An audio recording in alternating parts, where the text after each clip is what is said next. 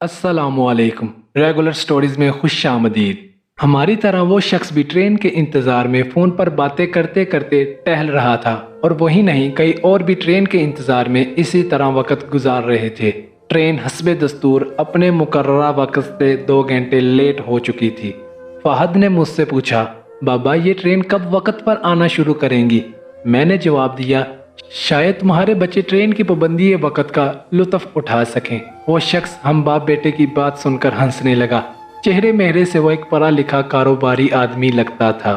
उसने कहा, एक ज़माना था कि जब ट्रेनें क्या तमाम ही काम वक्त की पाबंदी के साथ होते थे। अचानक ऐलान होने लगा, कराची से आने वाली बिजनेस ट्रेन प्लेटफार्म नंबर 3 पर आ रही है। ये ऐलान सुनते ही स्टेशन पर हलचल मच गई।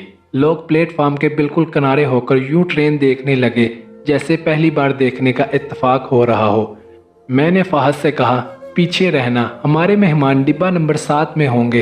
वो डिब्बा तकरीबन जहां हम खड़े हैं यहीं रुकेगा। जी बाबा, फहद ने कहा और ज़रा पीछे होकर खड़ा हो गया। फिर ट्रेन के बारी पहियों की करकराहट हुई और आहिस्ता आहिस्ता ट्रेन प्लेटफॉर्म में दाखिल होने लगी। ट्रेन के करीब आते ही सामान उठाने के लिए कुलियों की दौड़ भाग शुरू हो गई। ट्रेन के रुकते रुकते कई लोग डिब्बों में चढ़ गए। मेरे सामने 8 नंबर डिब्बा आके रुका। मुझे खिड़की में भाईजान दिखाई दिए। वो खिड़की में से हाथ हिला रहे थे। हमने भी हाथ हिला के इन्हें खुशामदीद कहा। थोड़ी देर में भाई और उनके बड़े साहबजादे अपने सूटकेस लिए बाहर आ गए। उनके पीछे पीछे एक और साहब भी जो व्हील चेयर पर बैठे हुए थे उतरने लगे, जिन्हें मेरा भतीजा इमरान सहारा देकर उतार रहा था। साथ ही बैसाखियां भी रखी हुई थी। भाई ने बगलगीर होते हुए पूछा, इन्हें पहचाना?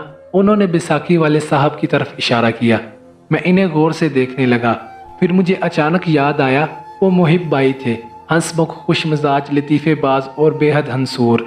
अरे मुहिब भाई, मैंने चिल्लाकर कहा और उनके गले लग गया। आप कैसे हैं? कई बरसों के बाद आपको देखा और ये क्या कर लिया? मैंने उनकी बैसाखियों की तरफ इशारा किया। वो बोले, अरे भाई ये लंबी कहानी है। मैं तो सोच रहा था कि तुम मुझे पहचानोगे भी या नहीं, इतने से थे तुम, बिल्कुल इससे भी छोटे। उन्होंने फहद की तरफ इशारा किया। माशाल्लाह तुम्हारा बेटा है ना? वो खुश होकर बोले। मैंने असबात में सर हिलाया। फिर हम सब ने बाहर का रुख किया। भतीजे इमरान ने कहा, चाचू मैं गाड़ी चलाऊंगा। ज़रूर भाईजान। फहद ने जल्दी से गाड़ी की चाबी इमरान के सुपुर्द कर दी। हम लोग गाड़ी में बैठ गए और घर की तरफ चल दिए। रास्ते में खूब बातें हो रही थी। मुहिब भाई बिल्कुल वैसे ही थे जैसे मैंने 35 साल कबल उन्हें देखा था। मैंने घर फ़ोन करके बच्चों से एक कमरा साफ करने के लिए कहा, और जब तक हम घर पहुंचे वहां इस्तकबालिया तैयार था। घर में सब बच्चे अपने ताया अब्बू और भाई से मिलकर बेहद खुश हुए। भाई जान ने कहा, मैं सबसे पहले चाय पीऊंगा, फिर बातें होंगी, लेकिन जब तक चाय तैयार हो मैं गुस्ल कर लूं। हाँ गुस्ल तो मैं भी करूंगा, मुहिब भाई ने कहा। फिर मेरी तरफ रुख करके बोले, मेरे अचानक आने से तुम्हें कोई तकलीफ तो नहीं हुई? बहुत ज़्यादा, मैंने हंसकर कहा। तो फिर तकलीफ उठाओ, उन्होंने कहा और गुस्ल खाने की तरफ बढ़ गए। जितनी देर में चाय और नाश्ता टेबल पर लगा उतनी देर में दोनों गुस्ल करके आ गए, जबकि इमरान ने हाथ मुंह धोने पर इत्तफाक किया। चाय की मेज़ पर जो बातें शुरू हुई तो फिर पता ही नहीं चला कि कब रात गहरी हो गई। लड़के अलग इमरान के साथ गप्पे लड़ा रहे थे और हम तीनों अपनी बातों में मसरूफ थे। आहद ने खाना लगाने की इत्तला दी तो हम लोगों को एहसास हुआ कि बातों में 6 से रात के 9:45 बज गए हैं। खाने के बाद मैंने पूछा, मुहिब भाई ये क्या हादसा था जिसकी वजह से आपको बैसाखियां लग गई? वो मेरी बात सुनकर अचानक चुप हो गए। उनके चेहरे के खुशगवार तासुरात संजीदगी में बदल गए और वो सर झुकाए कुछ सोचने लगे। मुझे अफसोस हुआ कि मैंने नाहक उनके किसी जख्म को ताज़ा कर दिया है। माजरत मुहिब भाई, शायद मुझे ये बात नहीं करनी चाहिए थी। नहीं नहीं, वो फौरन बोले, तुमने अच्छा किया ये सवाल किया। लेकिन ये कहकर वो रुके और फिर बोले, मैं चाहता हूँ कि बच्चे भी मेरी कहानी सुन ले, ताकि उनके जहन में भी ये बात अच्छी तरह बैठ जाए कि अल्लाह ताला बेरहम लोगों को पसंद नहीं करते, और जो दूसरों पर रहम नहीं करता उन पर भी दुनिया आखिरत में रहम नहीं किया जाता। वो ये कहकर चुप हो गए। मैं हैरत से इन्हें देखने लगा। बहरहाल फहद, आहद, इमरान समेत सभी हम तनगोश हो गए। मुहिब भाई ने कहना शुरू किया, जैसा कि तुम्हें मालूम है हम 2 भाई थे, मैं मुहिबुल्लाह और बड़े भाई मोहसिनुल्लाह। मैं हमेशा लापरवाह लाअबलाई था। ग्रेजुएशन करने तक मैं यूं ही हुआ करता था। अब्बू का तो बहुत पहले इंतकाल हो चुका था। इसी वजह से छोटे होने के बाइस मेरे लाड भी बहुत ज़्यादा उठाए जाते थे और इसी लाड प्यार ने मुझे खुद सर और बदतमीज़ बना दिया था। खैर, अम्मी ने जल्द ही मोहसिनुल्लाह बाई की शादी कर दी। हमारी भाभी बहुत खुश मिजाज और सलीकामंद खतून थी। उन्होंने आते ही सारा घर संभाल लिया और कुछ ही माह के बाद अल्लाह ताला ने इन्हें चांद सा बेटा नदीम अता कर दिया। भतीजे की आमद से मुझे बहुत खुशी हुई। वो हमारे ख़ानदान का पहला बच्चा था, लिहाजा ज़ाहिर सी बात थी कि सबकी तवज्जो उसी पर थी। और इन्हीं दिनों में मुझे एहसास हुआ कि जब से भाई जान की शादी हुई और भाभी आई हैं, मुझ पर सबकी तवज्जो कम हो गई। और नदीम मियाँ की आमद के बाद तो जैसे ये लोग भूल ही गए हैं कि कोई मुहिबुल्लाह भी घर में रहता है।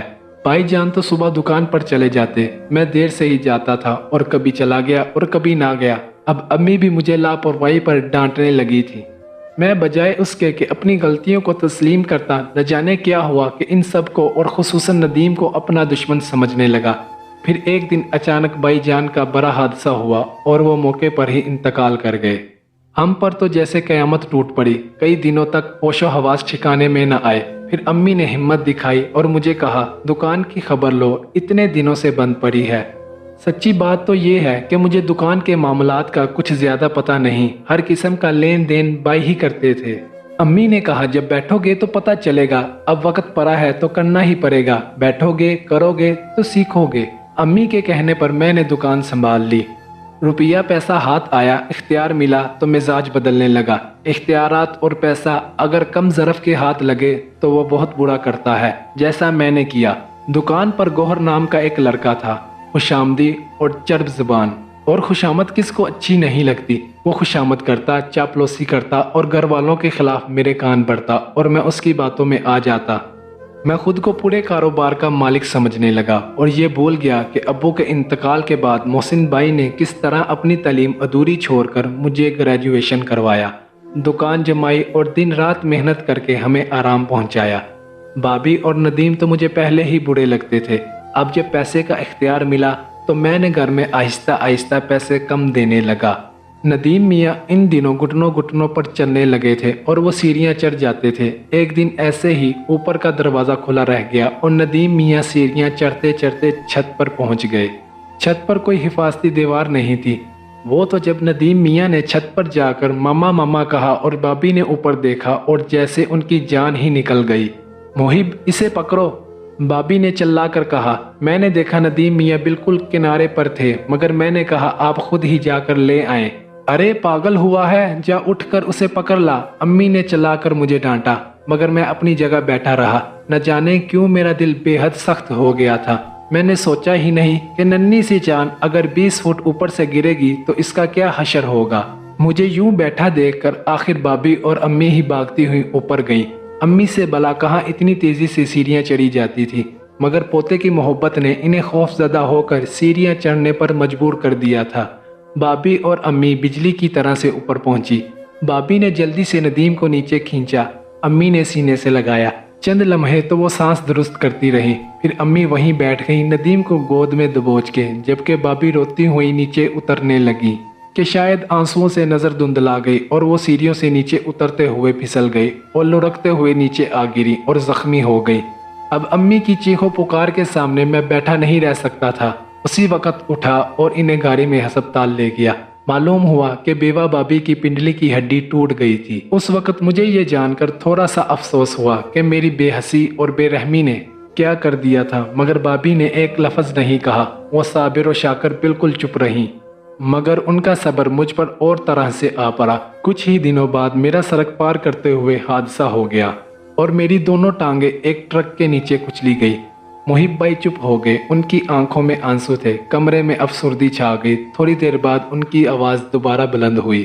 आखिर भाभी के भाई ने नौकरी छोड़कर हमारी दुकान आके संभाल ली। बड़ी मेहनत की। मैं तो तकरीबन 6 माह तो बिस्तर पर ही पड़ा रहा। अम्मी तो पै बेपै गमों से निडाल होकर बिस्तर से लग गई। बेचारी भाभी अपनी टूटी हुई टांग के साथ मेरी भी देखभाल करती और नदीम को भी संभालती। इस वाक़ये के बाद अम्मी को चुप लग गई। उन्होंने मुझसे बात करना छोड़ दी और फिर चंद माह के बाद वो हमें छोड़ गई।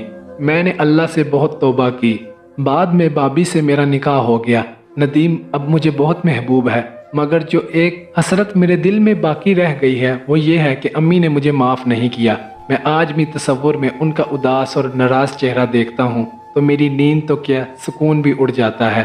वो चुप हो गए और हमारी तरफ देख कर बोले, मैंने अपना एतराफ़ जुर्म इसलिए सुनाया है कि कभी पैसे और इख्तियार के चक्कर में आकर बेरहम मत बनना, वरना अल्लाह पाक अपने बंदों के साथ बेरहमी से पेश